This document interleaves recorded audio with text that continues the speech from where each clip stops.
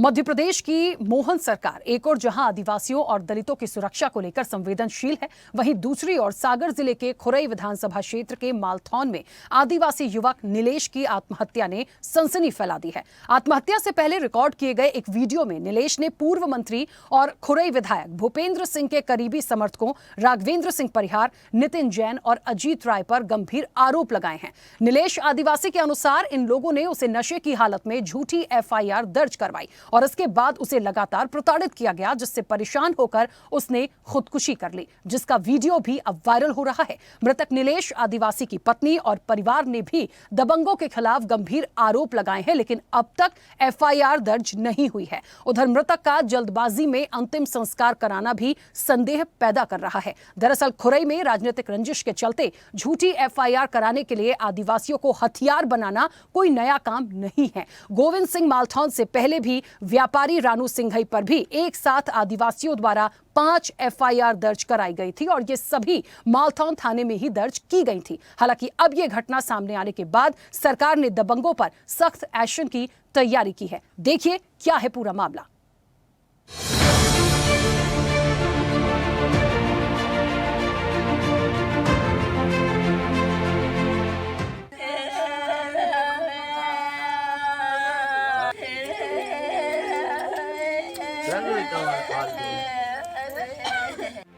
मध्य प्रदेश की मोहन सरकार जहां एक और आदिवासियों और दलितों की सुरक्षा को लेकर संवेदनशील है, तो वहीं दबंगों की प्रताड़ना से तंग आकर आदिवासी आत्महत्या करने को आज भी मजबूर हैं। मध्य प्रदेश में सागर जिले के खुरई विधानसभा क्षेत्र के मालथौन में दबंगों की प्रताड़ना से तंग आकर एक आदिवासी की आत्महत्या करने का मामला सामने आया है। मामला तब सनसनीखेज हो गया जब एक वीडियो सामने आया जिसमें उस आदिवासी युवक ने सीधे तौर पर खुरई विधायक भूपेंद्र सिंह के समर्थकों पर खुद को प्रताड़ित करने का आरोप लगाया। अब परिवार वाले आरोप लगा रहे हैं कि इसी प्रताड़ना के कारण आदिवासी व्यक्ति ने आत्महत्या की है। 3-4 दिन पी रहे थे, वहाँ तो काम ही है पीने को। हम कमलेश मोहन। अब जे आए राघवेंद्र परिहार और नितिन जैन गाड़ी लेके कहने लगे चलो यार काम है तना, चलो दो तो नहीं गए, हमसे कहने लगे तब तुम चलो काम है तना जी। हमें लोग आ गए आज तरह आए कि ढाबा पे हम तो पिए आते ही और पी। अब थोड़ी देर बाद ये चर्च चली कि तुम्हारी खेती की 2 दिन मिल जाए, चलो कि अपन मनु डॉक्टर की रिपोर्ट करेंगे। चल रहे हम चलो बच्चे पूरे गांव को पता होगा हमारी जमीन लाए हैं, छुड़ाई ली उन्हें तुम्हारे। अब पहुंचे भाई साहब थाने, यही सब बाहर खड़े थे, वो बगल में खड़े हुए को राघवेंद्र परिहार, साइड में खड़ो तो वो नितिन जी।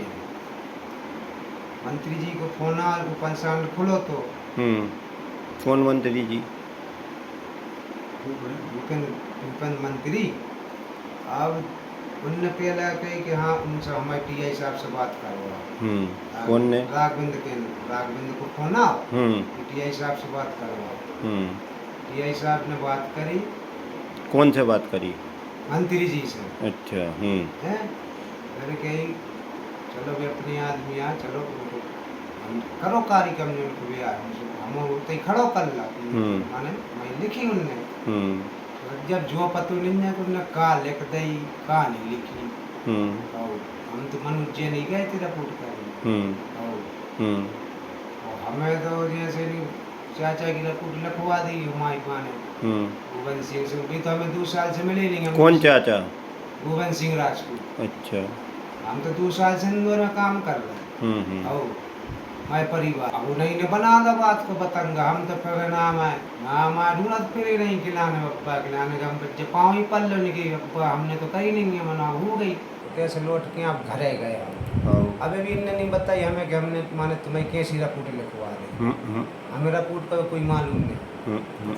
अब जी हमसे शाम के हमने फिर पी ले जी, हमें फोन लगा 1 घंटा बाद कि तुम जल्दी आओ थे। समझो गए पहुँच गए। इनने फिर बिठा लो पैसा दे कि तुम एक काम करो तुम घाटू कितने पैसा दे तुम? 5000। फिर ये कह ले तुम घाटू से हम चले जाओ। तो हमने हम पढ़े लिखे नहीं है भूल जाए तुम एक काम करो मोड़ी मोड़ा खुलवाए जाओ। तो हम उत्ते पहुँचे, इंदौर पहुँचे हम उत्ते, फिर हमें सुबीरे चलो पतो इन्ने ऐसी रिपोर्ट लिखवा दी कैसी माने गोविंद सिंह की झूठी। तो हम उत्ते से लौटे आए, हमें मिले यहाँ गोविंद सिंह, हमें 2 साल से इंदौर में साहब उत्ते काम कर रहे, हमें ने जो कम 2 साल से संपर्क नहीं इनसे हो रहा है, इनकी ऐसी लिखवा दे जो हम बच्चे लौट के आ गया। अब हम उत्ते से निगत पर परेशान हो रहे, सही बात। हम उनको ढूंढत जैसे यहाँ पाए सो हम बच्चे हम जान रहे। नीलेश आदिवासी का ये वीडियो आत्महत्या के पहले रिकॉर्ड किया गया था, जिसमें उसने साफ बताया कि कैसे पूर्व मंत्री और स्थानीय विधायक भूपेंद्र सिंह के करीबी समर्थकों राघवेंद्र सिंह परिहार, नितिन जैन और अजीत राय ने पहले तो नशे की हालत में गोविंद सिंह मालथौन के खिलाफ अजाक थाने में झूठी FIR दर्ज करवाई, और जब उसने अजाक थाना सागर और उसके बाद अदालत में बयान दिया कि उसने उकसाने पर झूठी FIR दर्ज करवाई थी, तो दबंग नाराज हो गए। आत्महत्या से पहले दबंगों द्वारा उसे अगवा कर प्रताड़ित करने की बात भी सामने आई है। नीलेश आदिवासी की पत्नी ने भी राघवेंद्र सिंह परिहार का नाम लेते हुए आरोप लगाया कि झूठी FIR वापस लेने के कारण इन लोगों ने उसके पति को प्रताड़ित किया। बेचारा तो हमारी मनोज जन की रफा नहीं करी थी, उनने खेती किसानी नहीं हमारी खेती लाई थी। मनोज जन करें कब्जा, मनोज जन की नहीं करी रिपोर्ट, उनने उनकी करवा दे ना बता दो गोविंद सिंह की। हाँ, धोखे से रिपोर्ट करवाई उनने, दबारो डाल के तुम रिपोर्ट करवे नहीं की, उनने दालू पे रख के रिपोर्ट करवाई। ये लोग आ गए, इनने भगा दो 8-10 दिन आदमी फरार रहो, तुम्हें घरे नहीं आओ ने गोल करें रह जी, मारे पीटवे की धमकी दई मारू है कि पकड़ लाओ तो फोन लगाओ तो हमें किन्ने पकड़ लाओ हमें। फिर इनने राजीनामा कर दो, उनको सुन के राजीनामा करवे के बाद इनने फिर दबाव दो कि तुम रिपोर्ट वापस तुमने कहा ली, तुम रिपोर्ट फिर कम करो, हम तुम्हें 10 लाख रुपये दे रहे हैं। तो हमने कह दी थी हमें 10 लाख नहीं चाहने, हमारी चाहे बस संपत्ति है चाहे नहीं, हमारी सब कुछ जो ही है, हमें भी 10 लाख तुम्हारे नहीं चाहने साहब। हमारे जेठ जी को राघवेंद्र परिहार जी लेके गए थे मार्शल में, उन्होंने कहाँ लगा गए हमें ये पता नहीं था, लेकिन उन्होंने रिपोर्ट करवाई थी हमारे जेठ जी से, उनकी गोविंद सिंह राजपूत की झूठी FIR करवाई थी। उन्होंने शराब पिला के जो रिपोर्ट करवाई थी, तो उन्होंने धमकी दी कि हम तुम्हारी घर गिरवा देंगे, तो उन्होंने इसी देशत में फांसी लगा ली। रिपोर्ट वापस ले ली, इसी धमकी उन्होंने दी कि हम तुम्हें 10 लाख रुपए दिए, तुम फिर से रिपोर्ट दर्ज कर दो इसकी। तो इन्होंने मना कर दिया हमारे जेठ जी ने, तो उन्होंने फिर धमकी दी कि हम तुम्हारा घर गिरवा देंगे और तुम्हें जान से मार देंगे। इसी देशत में उन्होंने खुद फांसी लगा ली। मार्च की तो हमने नहीं देखा, मारा होगा, क्योंकि 8 दिन बोल रहे थे हमारे जेठ जी।